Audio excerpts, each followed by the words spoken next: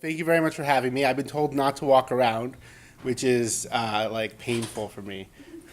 So hopefully I won't fidget too much. And if I forget, someone's go like this for me to go back. So I work in a lot of different areas, and this is an area that is somewhat new to me in the past, I would say, year or so, maybe 2 years. And so what I wanted to do today was an act in three parts. One is I wanted to give you some motivation. For those of you familiar with gun violence in the United States and the policy implications around that, you'll be familiar with the first part of the talk, which is really motivation. And if you're not, then hopefully you'll learn something. The second part is I want to actually show you some of the work we're doing not related to gun violence, just to give you a sense of what's possible. And then the third part is I'm going to show you what we've actually done so far.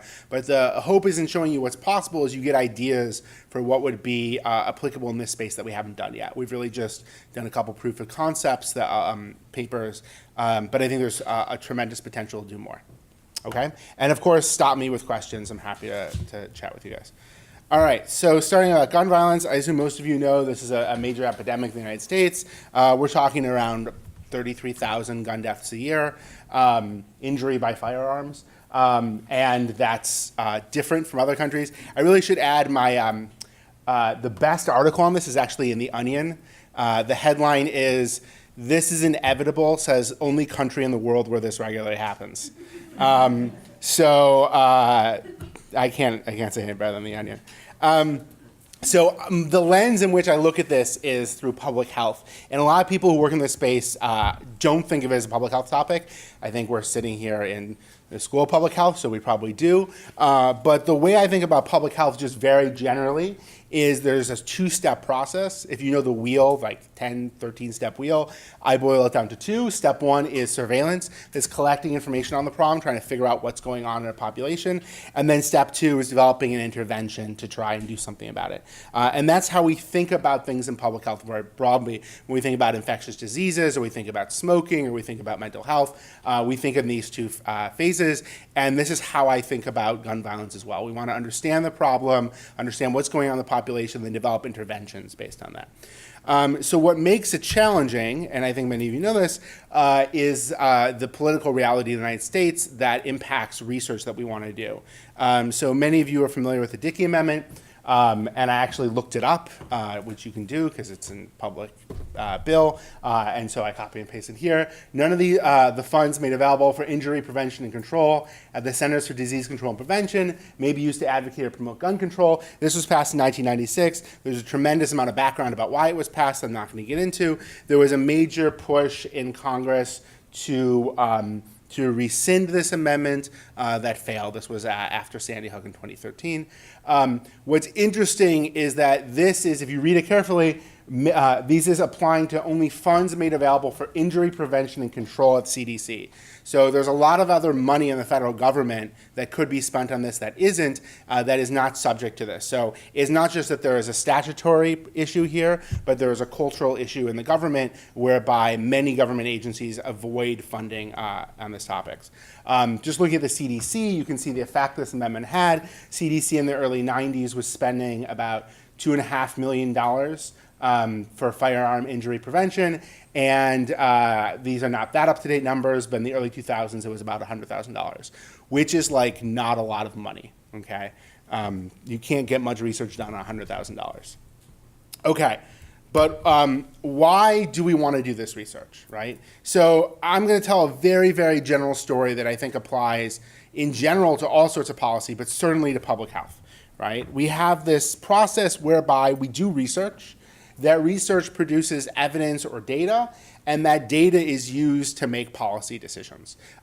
In medicine, we call this evidence-based medicine, where we do research to produce evidence, and then we develop practices based on that evidence, right? And even though evidence-based medicine is a relatively new concept in medicine, seems fairly obvious, right? We should be making policy based on evidence or data that we've accumulated, not what people think are just good ideas. And we should be doing research to produce that evidence or data.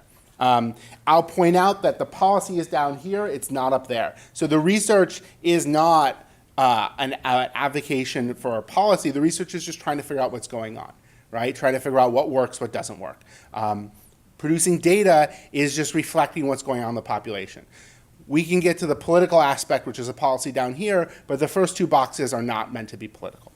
Now, the problem is that if you don't fund research, you don't produce evidence, you don't have data.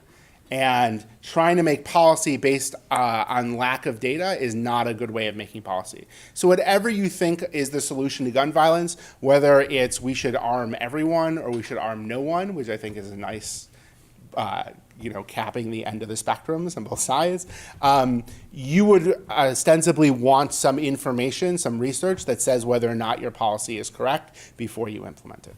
And that's what's really broken here.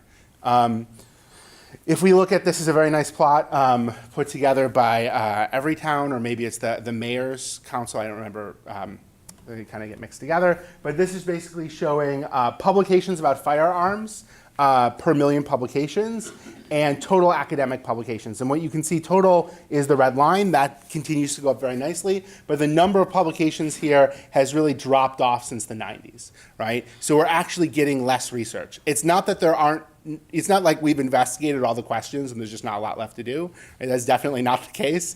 It's that this lack of funding really has a big impact on research getting done.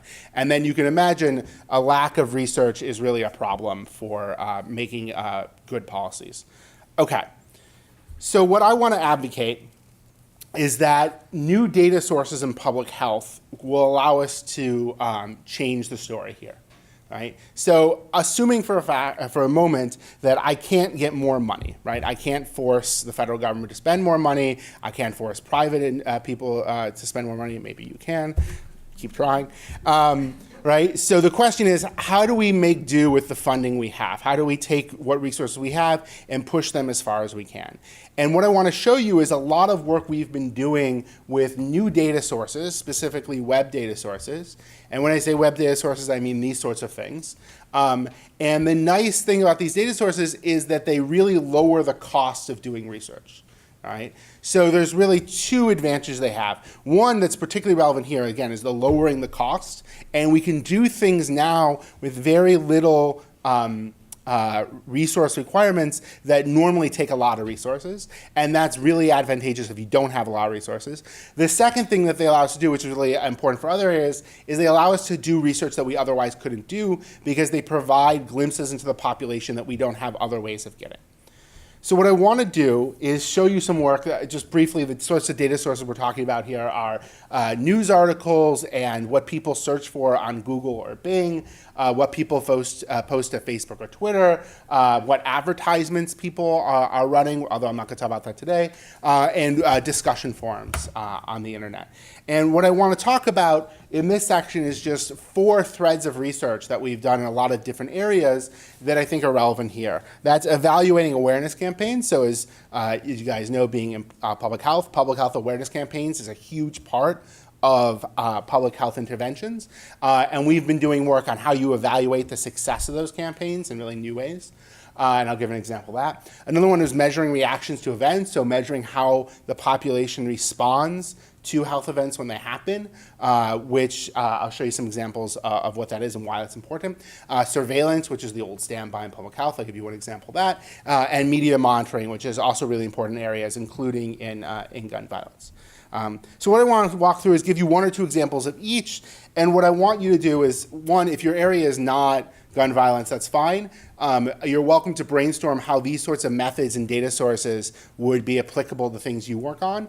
But if you are in the space of gun violence and firearm injury, think about questions that you have that you don't necessarily have the resources to answer, whether it's financial resources or access to data or whatever, that these sorts of studies could yield.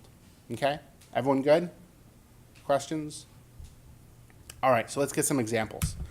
So evaluating awareness. So we did an evaluation of the Great American Smokeout. So this is one of the largest, and I think it's the oldest public health awareness campaign there is. It's been run for over 40 years. It's run by the American Cancer Society. It takes place in November, and does anyone want to guess what the point of it is? Reduce smoking, right? That's not an effective picture for that? I'll give them feedback, okay? Right? It's not everyone go outside and smoke. It's we want to reduce smoking, right? So what would be a way to measure whether or not this is effective? You already answered. You can't answer again. How would you, like, very generally, like, how would you measure whether or not this was working? Like, you did this, should we do it again? How would you measure it worked? Yeah. You could survey people maybe before the campaign and then after the campaign. And what would you ask?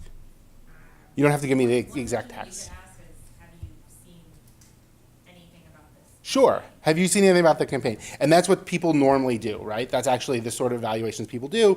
Did you notice this campaign? And if anyone knows anything about surveys, they know why that's not a great strategy. Because if you ask people, do you know something? They tend to say yes. Did you see something? People tend to say yes, right? What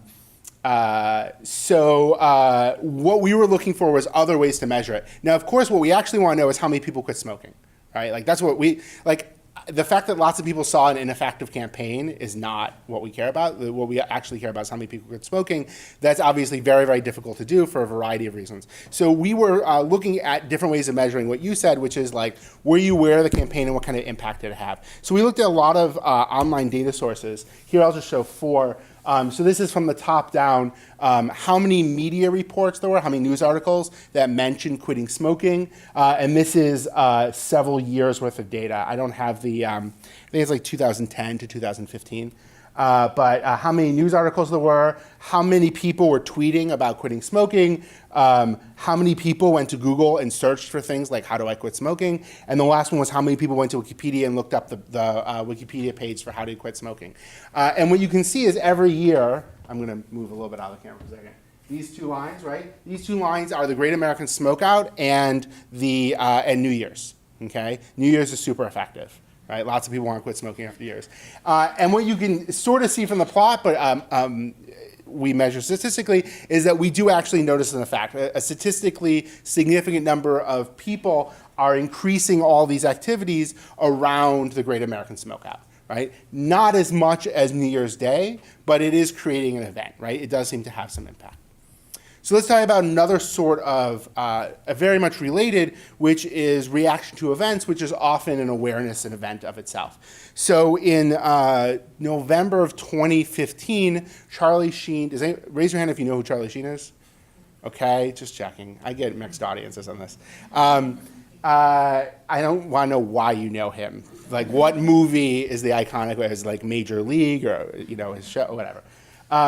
So he announced that he was HIV positive. It was a really big event. It received a lot of attention, a lot of media coverage, and it was effectively a major awareness campaign. And what we were able to do is measure exactly what it caused in the population. So just show you two examples of this. We looked at hourly search queries for things like condoms and HIV symptoms, and you can see there's a cyclical pattern. This is hourly data for a week. So you can see that people search for condoms pretty regularly at different times of day. You can figure out why.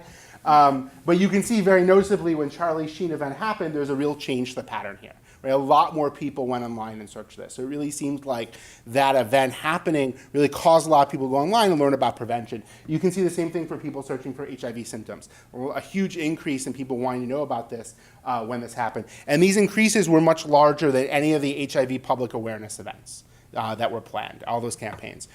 We also looked at in-home sales data for in-home testing kits.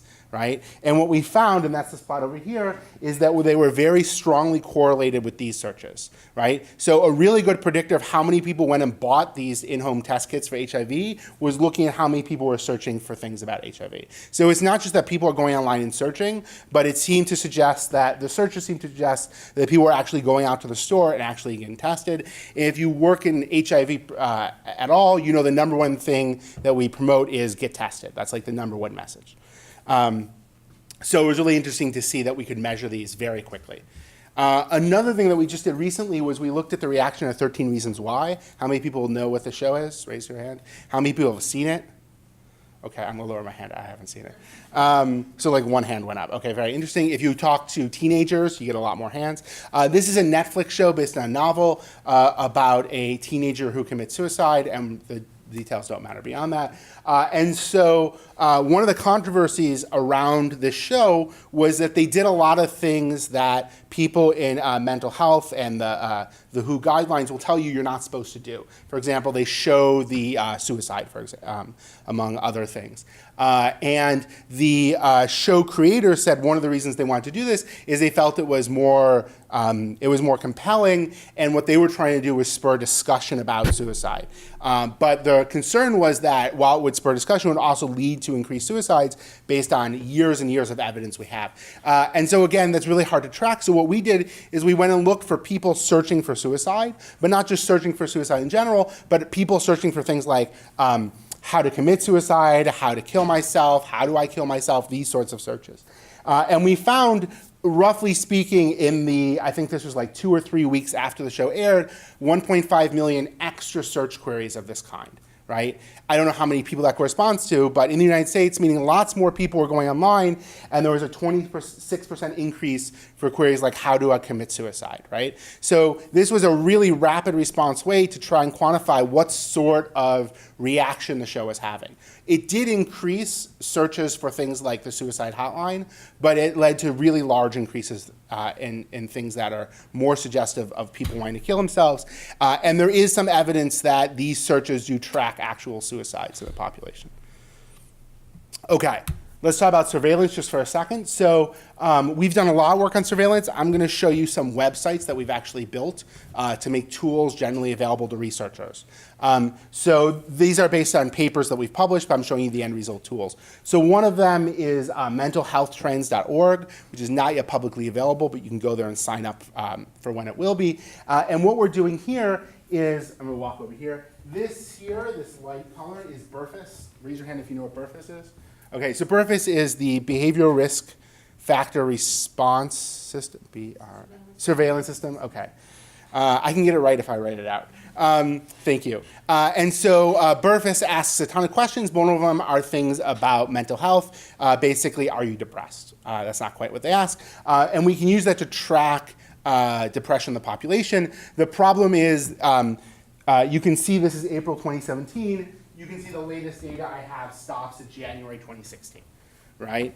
This data takes a long time to come out. It comes out once a year. What we're doing here is we're mining lots and lots of search queries from Google that we know are correlated with depression. We're fitting a model to that BRFIS data, so you can see that over where BRFIS data actually exists, our line tracks fairly closely. But now we fill this in every week. Right? And we produce weekly data in real time for what the actual population is in the United States when it comes to severe psychological distress. I think that's what we have. Yes.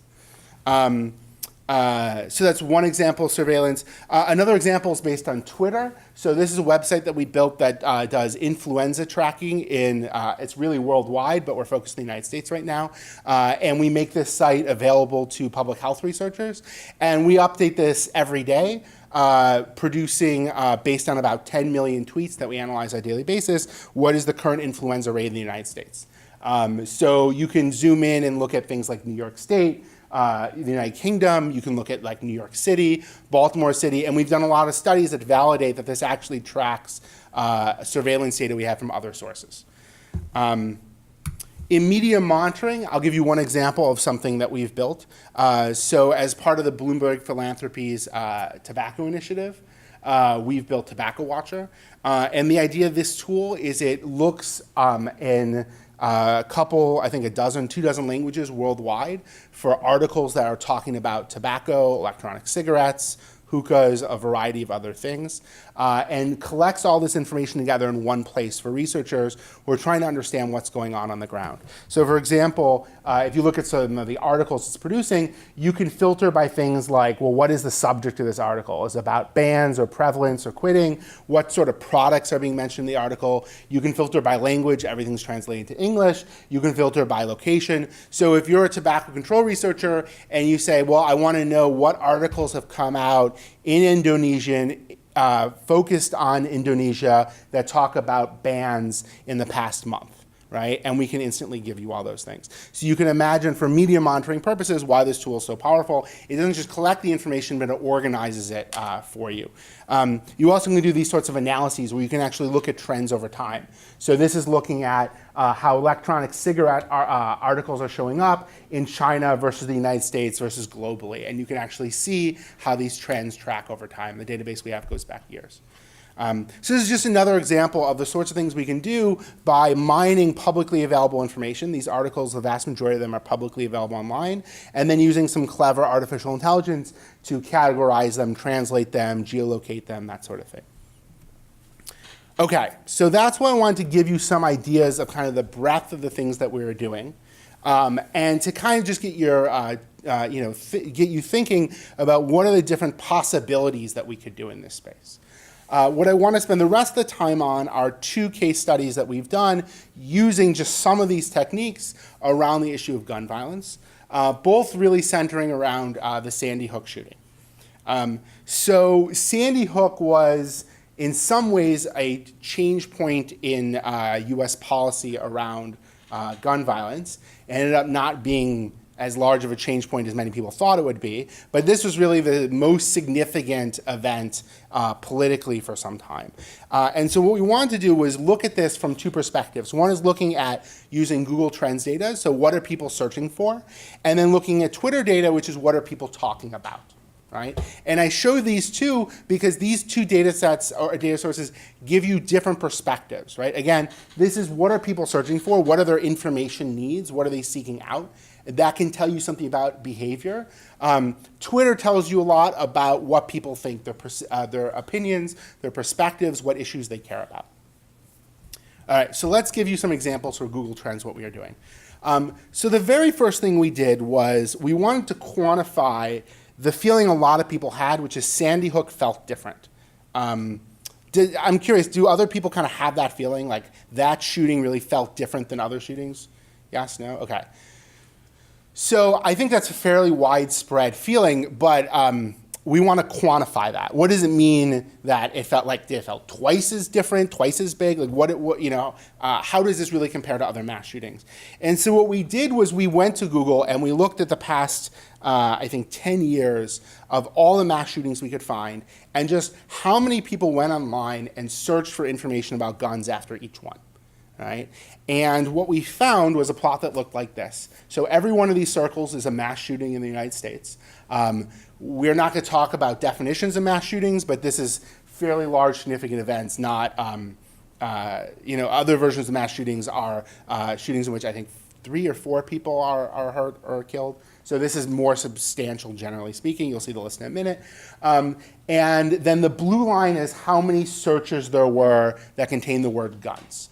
Okay, normalized so that the totals are 0 to 100. So you can pick out Sandy Point, right?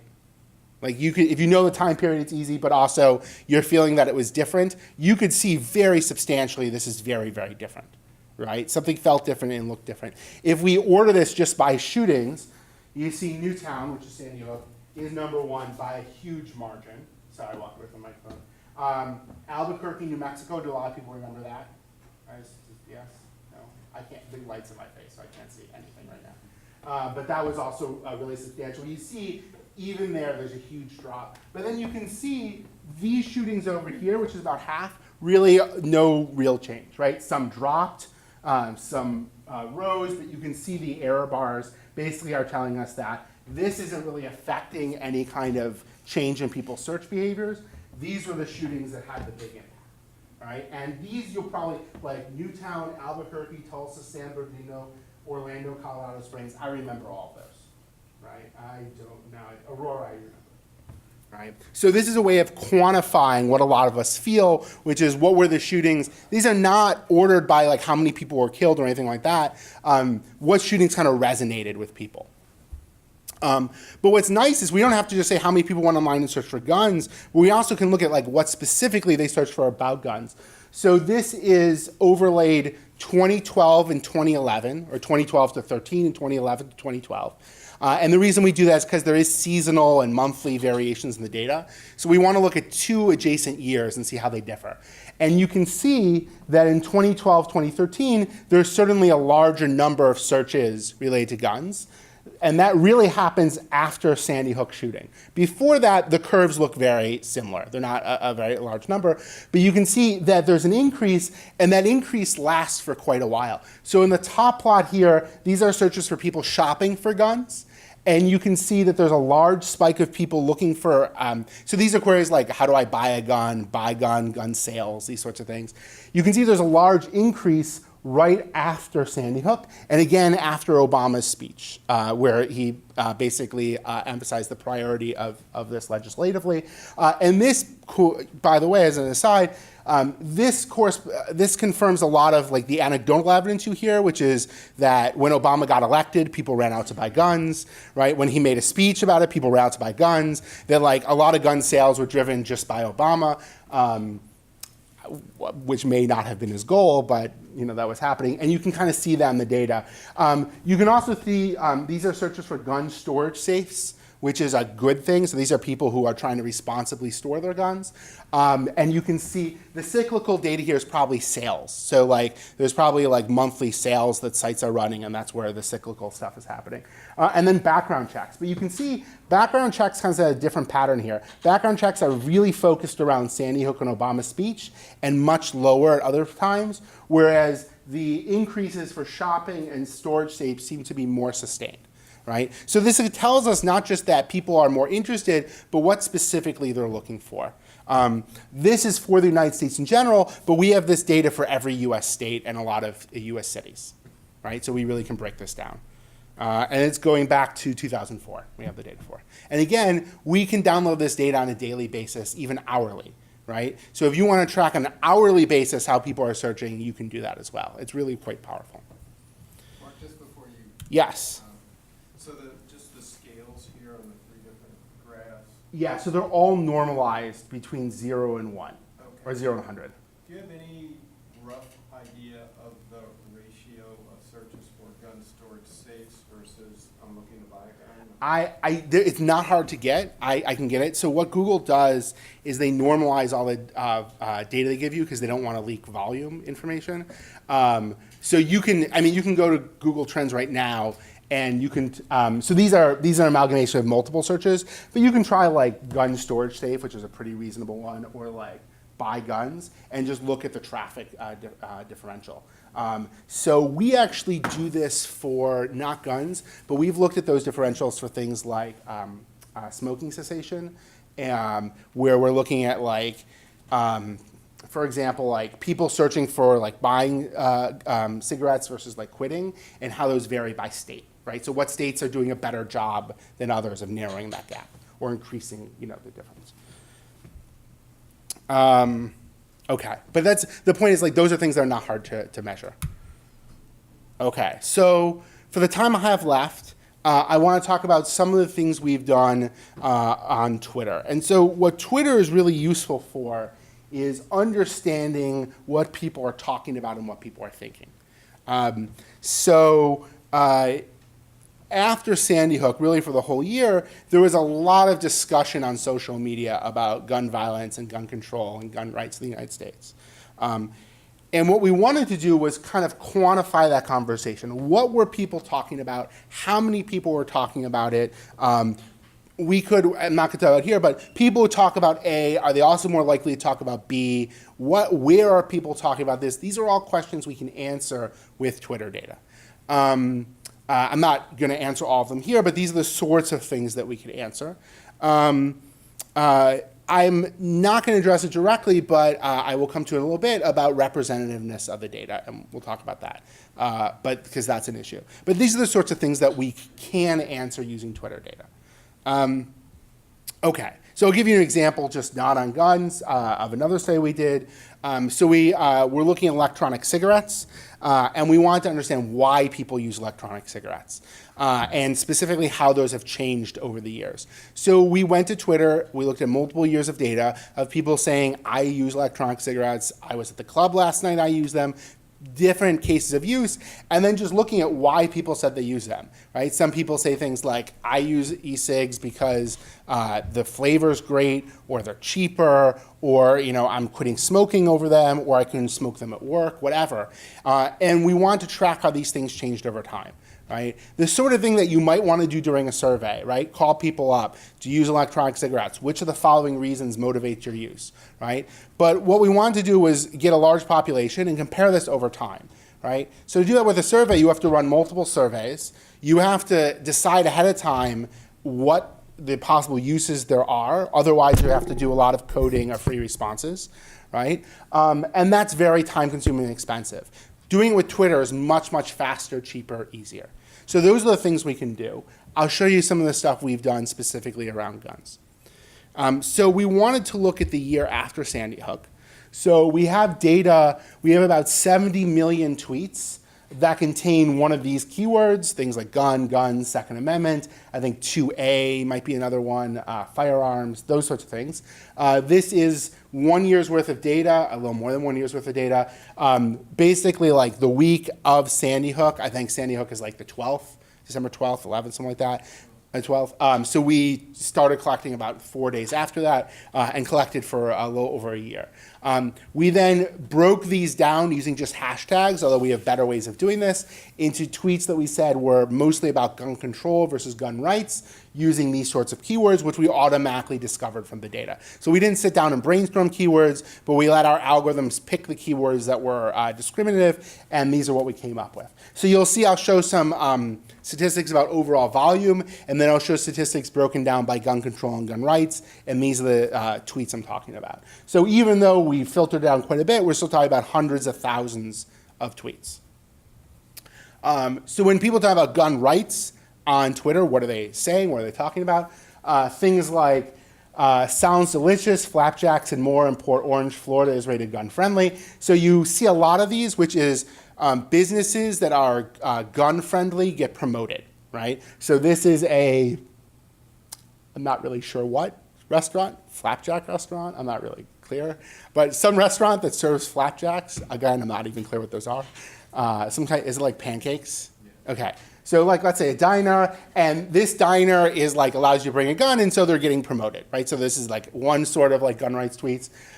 Things like this, which is probably what people expect. As long as I'm alive and breathing, you won't take my guns.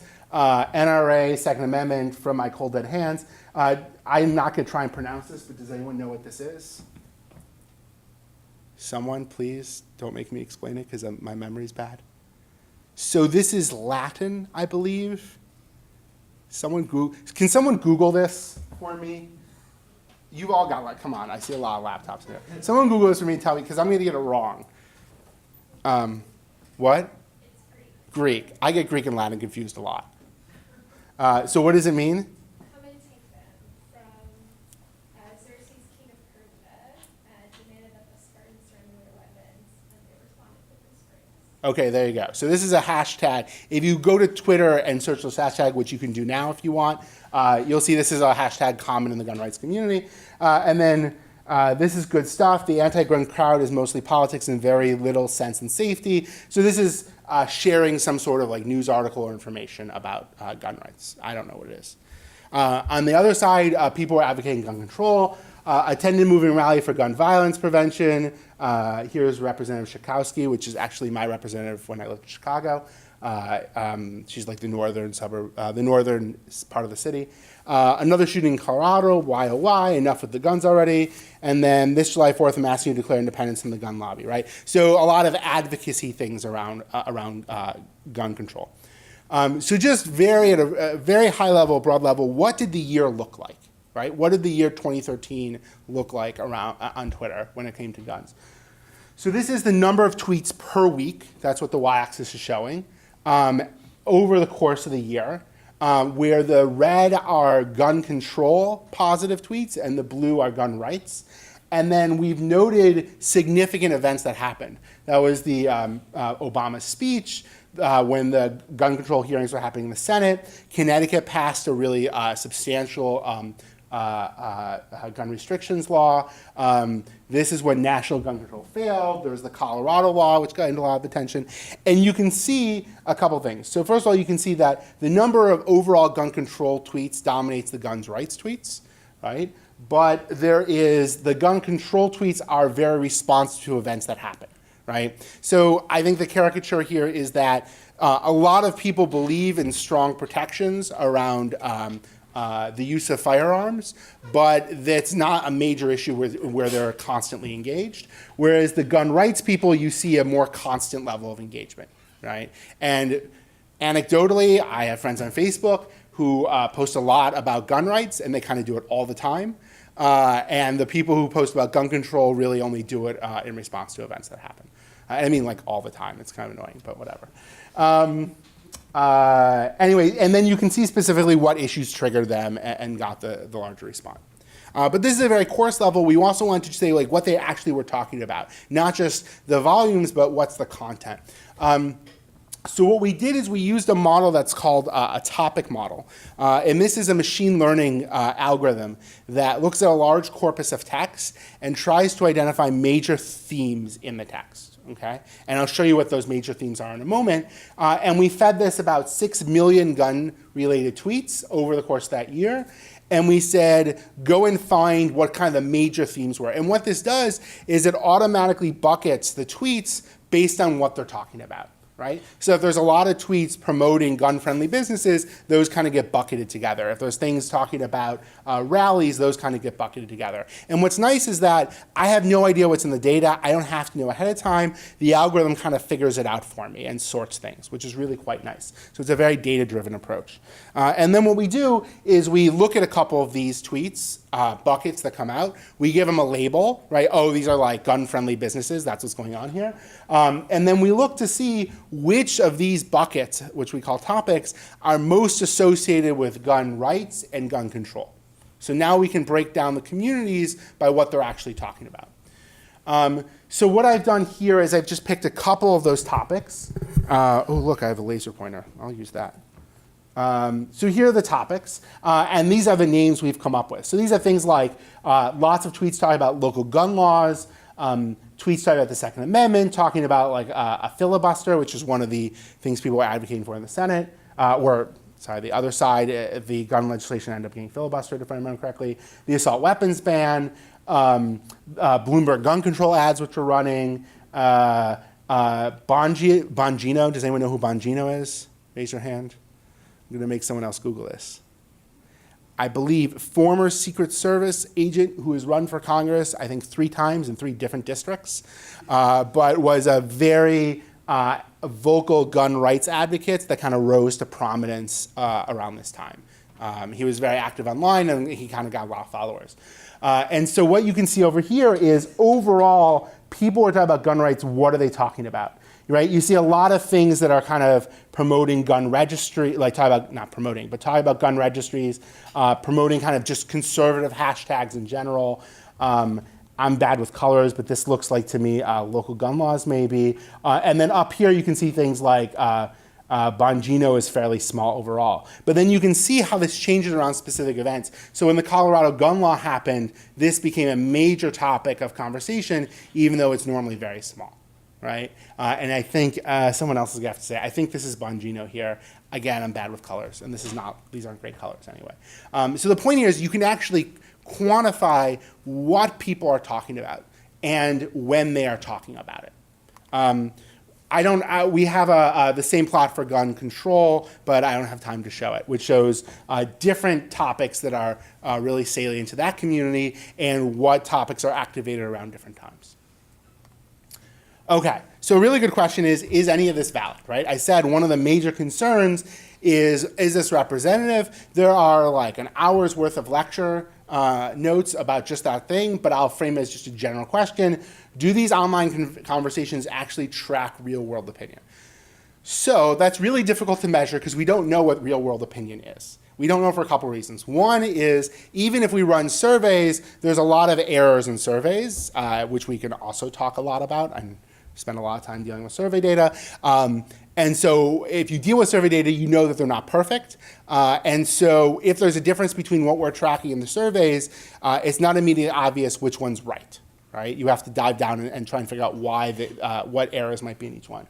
But even more general than that, there are general questions of, is this a representative population? Are these people talking about, they might be representative, but are they talking about representative topics that the population in general is talking about? So what we did is we compared the sorts of information we're getting out of Twitter to telephone surveys. So this was also hard to do because even though gun control and gun violence was a major issue in 2013, there are not that many state-level polls that are run about this, okay? So there might be more, but we found 20 state-level surveys run by public policy polling. The nice thing about these was they all asked the same question was, would you support or oppose requiring background checks for all gun sales, including gun shows and the internet? These are universal background checks, right? Well, that's presumably what the question is. But you can understand a survey that said, do you support universal background checks, might get different responses than this, right? Right, people might say universal is good. Oh wait, universal includes gun shows. I don't like that. It includes like my family member. I don't want that. Okay. So we have 20 state level data, and what we're going to do is we're going to feed all those tweets we have that have pro rights or pro control, right? And we're going to try and identify the state of each one of the tweeters, which we can't do 100%. But we actually can do in this case 40% of the time. This is an errorful process. We're making a guess based on various things about that person, but this is a fairly accurate way of doing it. We're then going to look at the number of tweets that are talking about gun control, along with the number of people who are talking about, divided by the number of people talking about gun rights in polls. Or that should, I'm sorry. We're looking at the percentage of the people who advocate gun control versus gun rights. And here would be support versus oppose, these gun checks by state. So before I even show this to you, let me tell you everything that's going to go wrong. So these 20 polls are not conducted on the same weekend. These were conducted at separate times over 2013. We know that national opinion varied over 2013. So it stands to reason that these polls are partially capturing that variance. We don't have a bunch of polls that were run in one weekend, right? These polls themselves have errors. Our data, we are not doing anything to control for population representativeness, which we could do, but we're not. The data that we have from Twitter is taken from all of 2013. So even though these polls are from different points of the year, we know when those polls were taken, we're not trying to do any kind of time matching to any of that. So there are many reasons to think this won't work, but it does a fairly good job, right? Not great, but surprisingly good given how many things should go wrong. So this is proportion of gun control tweets, proportion polled support for universal background checks, and the circles are individual states. So there should be 20 circles up here, right? And they have a Pearson correlation coefficient of 0.51, which is, if you look up, is something like decent or good, not great. So this gives me a lot of confidence that if we do the work of trying to fix all these representativeness errors and time frame errors, that we actually can start to get reasonable results for tracking actual population opinions here. And what's surprising to me, I'll just say, this was like a major, major issue in 2013, much more than most policy issues. It rose to, it was much more in the conversation nationally. And still, these are just 20 polls. Right? If you care about other things that are more subtle, or even about gun issues now that don't get pulled very often, and you care about state level numbers, they just don't exist. Okay, so I'll say one more thing and then I want to wrap up, which is we thought, could we do better at this problem? Could we do better at trying to fill in survey gaps using social media data by building models that are really designed to do this out of the box? So we're going to still use topic models, which is what I've been showing you. So these, again, are models that are going to be lumping tweets into buckets based on things that they talk about. But now what we're going to do is we're then going to use those buckets as independent variables into a prediction function that's going to predict the dependent variable of the survey response. right? So from a very high level, what we're going to do is we're going to take all the tweets of the state of Illinois. We're going to divide them into the buckets that our algorithm identifies. We're going to get something like 50 buckets. That gives us 50 numbers. And now we're just going to fit a regression model that says, take those 50 numbers and predict what we have from a survey of, for example, what is the support for universal background checks for Illinois. We're going to fit that model on the 20 states we have, where we actually have survey data. And now we're going to make a prediction for the other 30 states. We're going to fill in the gap. Right? That's what we're doing here.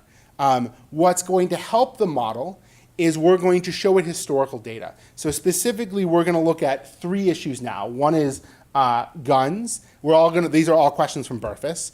Do you have a firearm in your house? Have you had a flu shot in the past year? And are you a current smoker? All things that we care about tracking. You'll notice that these are fairly recent. This is very old. It's because Burfus doesn't ask about guns anymore. See all my previous comments about lack of data. But we used it because it's consistent from a consistent survey, and that's Burfus. And again, we're going to aggregate tweets at a state level and make these predictions. We have about 100,000 tweets per data set. We're looking at a couple years of data. The details don't matter. And what I want to show you is that this new model we developed, which I'm not giving you a lot of details on, is doing a better job at predicting the missing states data. And missing state data we actually hide here. We actually know the answer because Burfus covers all 50 states. Right? And basically what you should just see here is like a baseline model that isn't doing anything smart is getting an error of 18. This is RMSE. Lower is better. That's all you really need to know. And you can see our model is doing better, not just on filling in survey data about guns, but filling in survey data on vaccines and smoking. So this is the Burfus data. So this is fairly old. So we ran it on the public policy polling data. And here we throw in a couple other polls that other companies ran with slightly different questions. But we want to get as much as we can. And we are looking at previous Burfus data on gun ownership. So we know what people answered in 2001 about gun ownership. We let the model see that. We let it see all the things that are going on Twitter. And we're asking it to try and make a guess of what the level of support is from background checks, universal background checks by state. And again, you can see our model is doing better. No model here is basically predicting a national average, right? And so what I think here is that, what I'm showing is that developing models specifically for this problem to try and cover gaps in survey data really seems like a feasible solution. Again, we're not doing a whole bunch of things that I think you need to do to get better results, but already our model is beating other approaches to this problem. So just from a very high level, I think that this is really a way forward when it comes to gun violence research. It gives us actionable insights in a funding poor environment. We can do all this work, and it's not free, but it is much cheaper than running a survey. Surveys are very expensive. This is much cheaper, much more responsive. We can do a lot of stuff in real time. And so there's a lot of questions that we're not answering, and many more that are not on this slide that I would like to start answering. But what I'm hoping to show you is that this sort of data really presents a general framework for answering these questions. I will plug one thing, which is if you want to know more about this, my book just came out I think last week. I'm not really clear. They're really recently. So I decided to include it. So this actually goes into when I said I can give an hour lecture on some of the issues. This is where the hour lecture would be coming from. I am sure there's a free copy available through Hopkins online via an ebook. You're welcome to take a look at it. So I want to thank you. This work is with, I'm just showing the people here who worked on the gun violence stuff. There's too many authors on the other stuff, but you can see that we're spread out all over the place, so a lot of people really deserve the credit here. So thank you very much.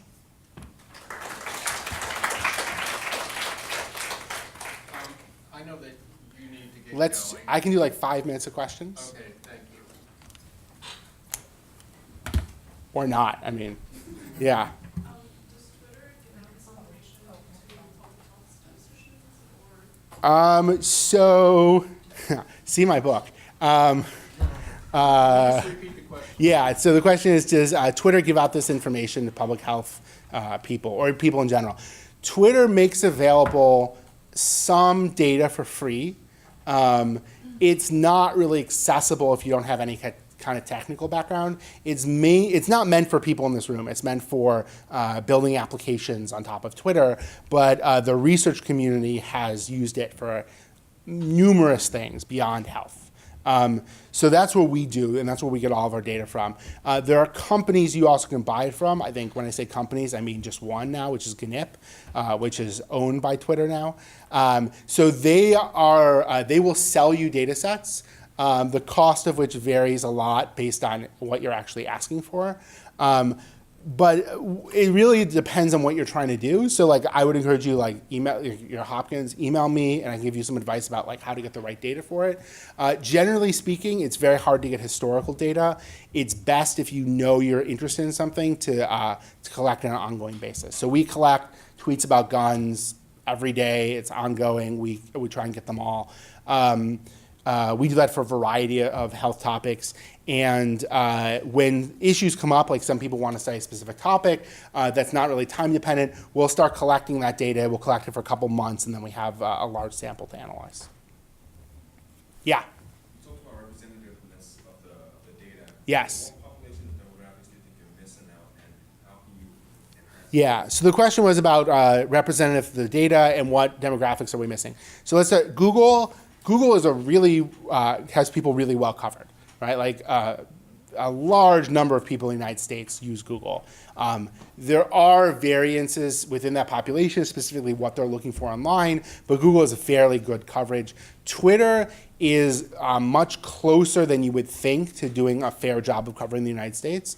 It does really leave out senior citizens.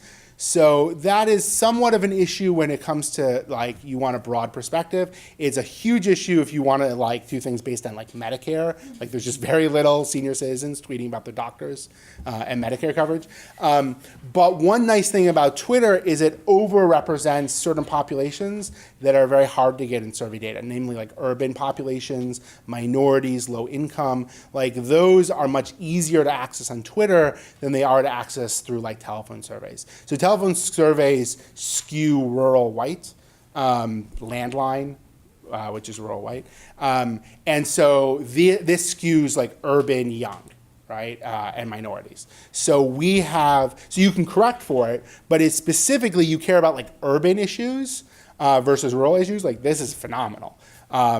Versus like, if you want to get a handle of like what's going on in Chicago and you're calling landlines, like that seems like a silly thing to do. But there's several projects looking at like gang violence in Chicago using Twitter because like it is astonishing to me what people are tweeting out. Like there are like people who are known active in gangs who tweet out shootings, right? And that's all online. There's a good Project Columbia on this. Anyway, yes, over here. Thank you, that was really interesting. So I know when some groups pay for either nationally representative online surveys or phone surveys, they use that immediately for putting out advocacy messages and using it as a tool. Are there examples of how that's been done with these new kinds of Yes. data effectively? Yeah, so I'll say if you go outside public health, like advertising, like entertainment industry, they are doing that like constantly, right? So companies constantly monitor social media for information that's being shared about their products and respond to it rapidly. So in some sense, public health is way behind the curve. There are some people in public health who are doing things like this. So there's some interesting work around climate change where they're trying to use a lot of the same techniques that advertisers are using in companies for doing advocacy around climate change issues. So there are some issues like that. In general, I have, with some exceptions, I think in general, public health is fairly behind on this. I mean, we can point to like specific things, but just in general, awareness campaigns are typically not evaluated, or when they're evaluated, they're done using like a do you recall sort of method, which are just not, like there's a lot of known issues with this.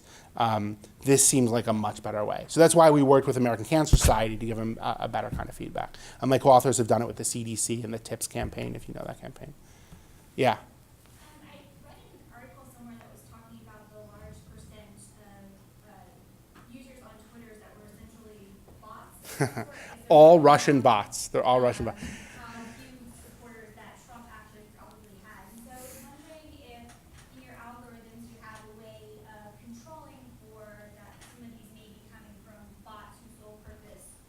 Yes. Kind of say stuff, and then if you see that algorithm changing, kind of, Yeah, so bot detection is a huge thing. It obviously depends on what you're trying to study. In the political space, there was a large campaign run by foreign governments to pollute Twitter with political bots. That's not really true of cystic fibrosis, for example, right? It is somewhat true of tobacco. Like the tobacco companies do actually put money into. Does people know the term AstroTurf campaigns? Fake grassroots. It's called AstroTurf campaigns.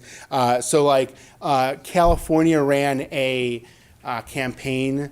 I don't remember the name of it, but it was an anti-e-cig campaign, and there was a huge backlash on Twitter with a pro-e-cig message, and that appeared to be grassroots, but it was actually a lot of funding from the tobacco industry. So it depends what you're trying to do. There are certainly bot detection algorithms out there. It's the difficulty of the problem varies depending on the sophistication of your opponent. So again, some things it doesn't matter. When we do influenza surveillance, there aren't pro-influenza groups out there running bots. But when you look at like this space, you have to be aware of that. It doesn't mean that you filter it out, right? Because maybe you care a lot. For example, like if I want to know what the tobacco industry cares about, I can look at their bots and get a good sense, right? But it doesn't mean you should be aware of it. And the work I showed you today wasn't doing anything specifically for it, but we do think about that for other topics we work on.